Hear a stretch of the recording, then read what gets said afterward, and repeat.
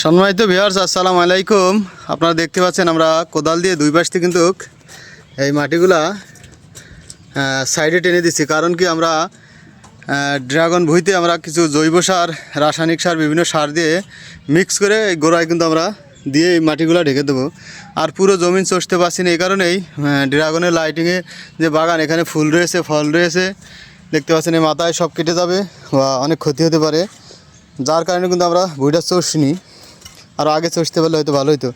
ফল থাকার কারণে চষছি না, এ কারণে আমরা কিন্তু মাটি টেনে দিছি। দিয়ে দেখতে পাচ্ছেন এই মাটিগুলো আমরা পরবর্তীতে আবার ঢেকে দেবো কিছু রাসায়নিক সার আর জৈব সার মিক্স করে দিয়ে।